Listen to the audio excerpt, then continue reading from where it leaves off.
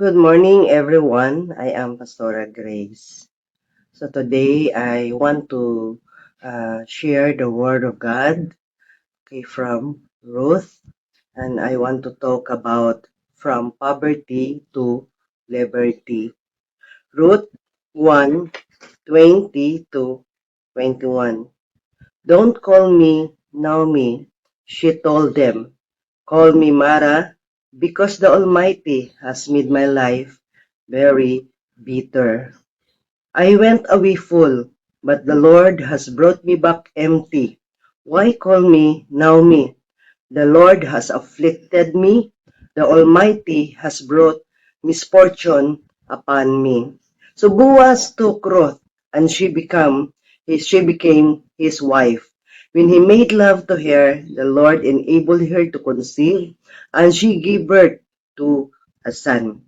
The women said to Naomi, Praise be to the Lord, who this day has not left you without a guardian redeemer. May he become famous through Israel. Imagine returning to your hometown with nothing. No home, no money, and you become a stranger in your own land. Worse, you are a stranger in that place. Every day is a fight just to survive. Every day you will work and find what to eat. This was the reality for Naomi and Ruth. When they walked back in Bethlehem, famine had driven them away. The death of their loved ones had left them broken.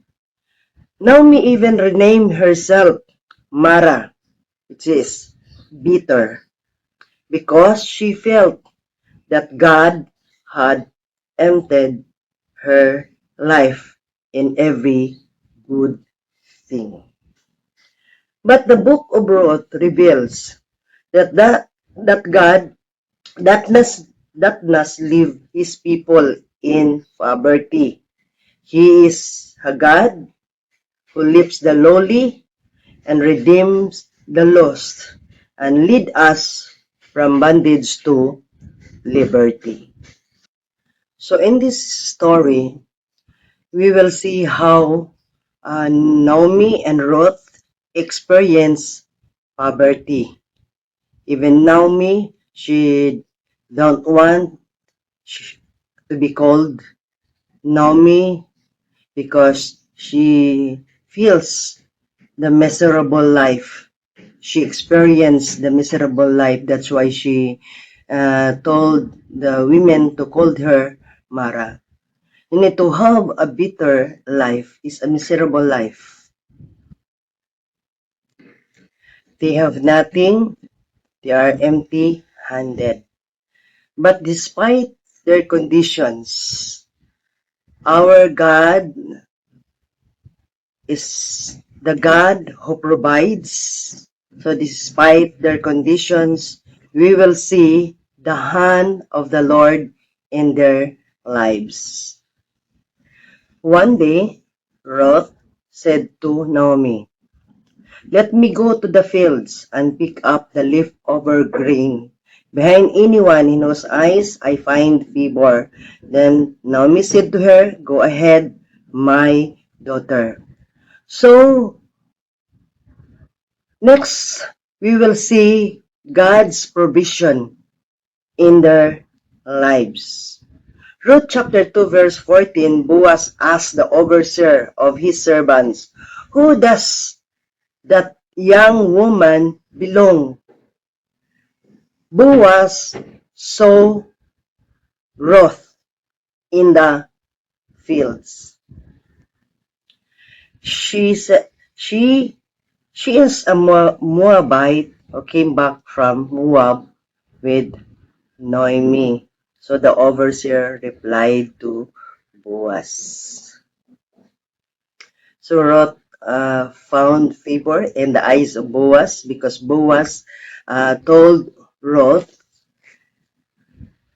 Don't go another field. Don't go to another field.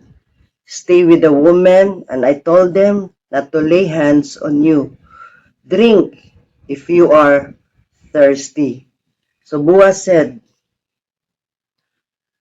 I've been told all about what you have done for your mother-in-law since the death of your husband, how you left your mother, your father, and your homeland and came to live with people you did not know before.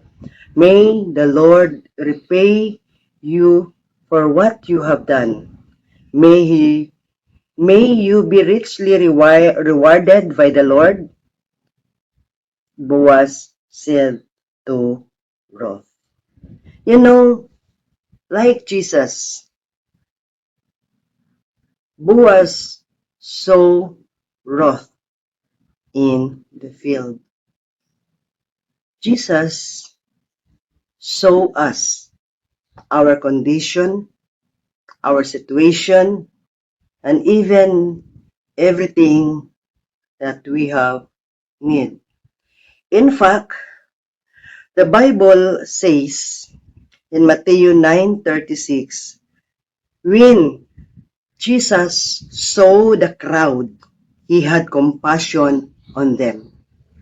So when Jesus saw the crowd, he had compassion upon the condition of the people because they are helpless, they are harassed, and they are like a sheep without a shepherd. So God knows everything, He sees everything, no, nothing is hidden in the Lord Jesus Christ. So, as Boaz said, may the Lord repay you in everything that you have done. In Corinthians, the Lord said that everything that we have done for the Lord is not in vain. It is rewarded by the Lord. Our faithfulness, our obedience, everything, God sees it. Boaz said, I've been told all about what you have done. So Boaz made a way to redeem the land of Naomi.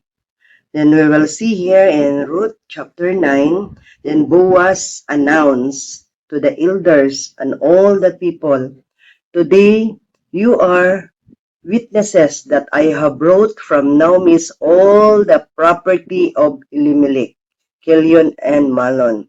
And I have also acquired Ruth, the Moabite, Malon's widow, as my wife, in order to maintain the name of the dead with his property, so that his name will not disappear from among his family or from his hometown. Okay, today you are my witnesses. You say everything that Ruth had done. Na this is not secret. There are witnesses, even what Boaz had done. Okay, so Boaz made a way to buy the land, to redeem the land for Naomi's family. And Boaz was willing to pay the price. Okay, so as Jesus Christ made a way to redeem us from sins, and He bought us with a price, with a high price, and that is His life, His blood. 1 Corinthians 6:20 says, so you were bought at a price.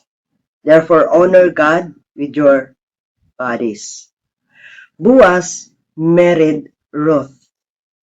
So same as Jesus Christ, the church are the bride and Jesus is our bridegroom.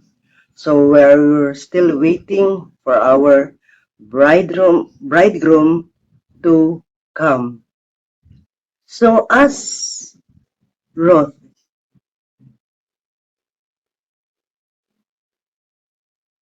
and Naomi, Boaz become their Savior and Redeemer.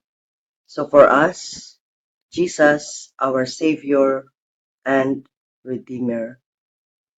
Let's be faithful. Let us be loyal to our bridegroom, our Redeemer.